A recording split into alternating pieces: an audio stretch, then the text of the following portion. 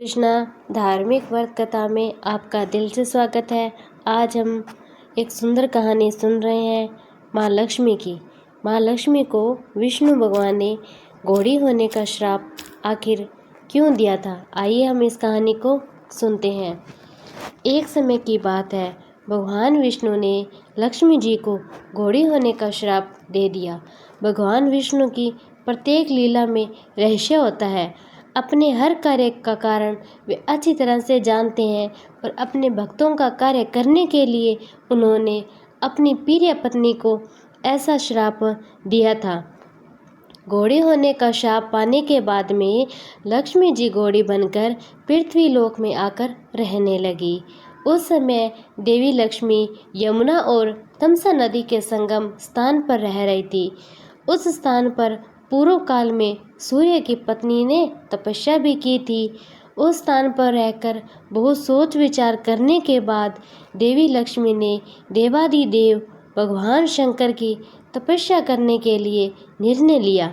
उन्होंने भगवान शिव को प्रसन्न करने के लिए बहुत ही कठिन तपस्या की। ऐसे कुछ समय बीत जाने के बाद में देवी लक्ष्मी की तपस्या से भगवान शिव अति प्रसन्न हुए। उन्होंने शिव जी समय अपनी पत्नी गौरी के साथ नंदी पर सवार होकर लक्ष्मी के सामने प्रकट हुए। भगवान शिव के 5 मुख, 10 हाथ, उनका शरीर कपूर की तरह गोरे रंग का था। गले में नागराज शोभा पा रहे थे। उस समय भगवान शिव ने नरमुंडों की माला धारण कर रखी थी। उन्होंने अपने सिर पर भस्म लगाए रखा था। हाथों में अनेक प्रकार के आयुध धारण कर रखे थे। उनके साथ उपस्थित देवी गौरी भी अत्यंत मनोहर दिखाई दे रही थी। महादेव को सामने उपस्थित देखकर देवी लक्ष्मी अति प्रसन्न हुई और भगवान शिव को प्रणाम किया। शिवजी ने कहा, देवी लक्ष्मी, आप ऐसा कौन सा उद्देश्य लेकर मेरी तपस्या कर रही हो? स्त्री को चाहिए कि वह सदा अपने पति पर ही ध्यान करे, किंतु आप अपने पति भगवान शिव को छोड़कर मेरा ध्यान क्यों कर रही हो? इस संसार में ऐसी कोई वस्तु नहीं है जिससे भगवान विष्णु देने में असमर्थ हो। उन भगवान नारायण की इच्छा मात्र से ही अनेक ब्रह्मांड की रचना होती है। ऐसे सर्वशक्तिमान पति का ध्यान छोड़कर आप मेरा ध्यान क्यों कर रही हो? भगवान शंकर की बात सुनकर देवी लक्ष्मी कहती है, प्रभु, मेरे पति नारायण ने मुझे घोड़ी होने का श्राप दिया है। इसी कारणवश मैं घोड़ी का रूप धारण करके पृथ्वी पर आकर रहने लगी हूँ। अभी आपने जो कहा कि स्त्री को अपने पति को छोड़कर किसी दूसरे का ध्यान नहीं करना चाहिए, ये बात बिल्कुल सत्य है, किंतु यह बात भी सत्य है कि मेरे पति भगवान नारायण और आप में कोई अंतर नहीं है। इसीलिए इस समय अपने पति के वियोग से दुख से मुक्ति पाने के लिए मैं आपकी तपस्या कर रही हूँ।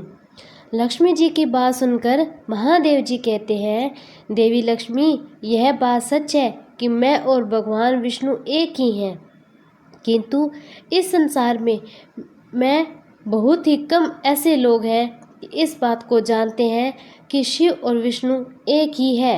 आप भगवान मुझे ये बताने की कृपा कीजिए कि आपको ये कैसे पता चला भगवान विष्णु और मैं एक ही है, क्योंकि संसार के इस रहस्य को जानना इतना सरल नहीं है।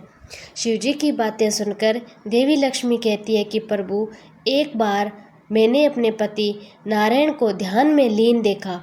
तब मैंने उनसे कहा, नारायण, आप तो सर्वशक्तिमान हैं, आपकी इच्छा मात्र से अनंत ब्रह्मांड का निर्माण होता है, तो उनका किंतु आप ऐसे सर्वशक्तिमान भगवान इस समय किसका ध्यान कर रहे हो? ऐसा कौन है जो आपसे भी पूजित होने के योग्य है? कृपा कर मुझे रहस्य बताने का कष्ट कीजिए। तो उस समय मेरे पति भगवान विष्णु ने कहा, देवी लक्ष्मी, इस संसार में बहुत कम लोग इस बात को जानते हैं कि मैं और भगवान शिव एक हैं। हम दोनों में कोई भेद नहीं है, किंतु कभी तो दैत्यों का संहार करने के लिए मैं उन भगवान शिव की आराधना करता हूँ, कभी कुछ दैत्यों का संहार करने के लिए भगवान शिव मेरी आराधना करते हैं। मैं उनका आराध्य हूँ और वो मेरे आराध्य हैं। हम दोनों में मात्र भी कोई भेद नहीं है। मेरे प्राण उन भगवान शंकर में बसते हैं और उनके प्राण मुझ में बसते हैं। देवी, हम दोनों के कुछ भक्त यह नहीं जानते कि हम दोनों एक ही हैं। ऐसे भगत एक दूसरे की निंदा भी करते हैं। मेरे कुछ भगत अज्ञानवश भगवान शिव की निंदा करते हैं और शिव जी के कुछ भगत अज्ञानवश मेरी निंदा करते हैं। ऐसे भक्तों को हमारी निंदा करने के लिए घोर नरक में रहना पड़ता है। देवी, तुम हम दोनों को एक ही समझो। हम दोनों में कोई भेद नहीं है। जो शिव है वही विष्णु है, जो विष्णु है वही शिव है। केवल संसार का ठीक रूप से संचालन करने के लिए यह भेद माया के कारण दिखाई देता है, किंतु वास्तव में शिव विष्णु में कोई भेद नहीं है। देवी लक्ष्मी का यह कथन सुनकर भगवान शिव अति प्रसन्न हो जाते हैं। शिव जी कहते हैं, देवी तुम तो धन्य हो, इस रहस्य को जानती हो, क्योंकि इस रहस्य को जानने में बहुत सारे लोग असमर्थ हैं। आप चिंता न करना छोड़ दीजिए, क्योंकि मैं आपको मनवांछित वरदान देता हूँ। थोड़े ही समय में आपके प्राण प्रिय पति भगवान नारायण आपके समीप रहेंगे। मैं उनको इस तरह प्रेरित करूँगा कि बहुत ही शीघ्र वे आपके निकट आ जाएंगे। उनका मनोरथ, आपका मनोरथ पूर्ण होगा। मैं जानता हूँ भगवान विष्णु ने जो आपसे कहा है कि इस घोड़ी रूपी शरीर से एक पुत्र के उत्पन्न होने के बाद आप इस श्राप से मुक्त हो जाओगी। इतना कहकर भगवान शिव वहीं अंतर्ध्यान हो गए। कुछ समय बाद भगवान शिव की प्रेरणा से भगवान विष्णु एक सुंदर घोड़े का रूप धारण करके यमुना और तमसा नदी के संगम स्थान पर आए। वहाँ पर देवी लक्ष्मी के रूप में रह रही घोड़ी, उसके बाद उन दोनों का संयोग हुआ, उनसे एक पुत्र भी उत्पन्न हुआ। भगवान विष्णु और लक्ष्मी का पुत्र एक वीर के नाम से जाना गया था।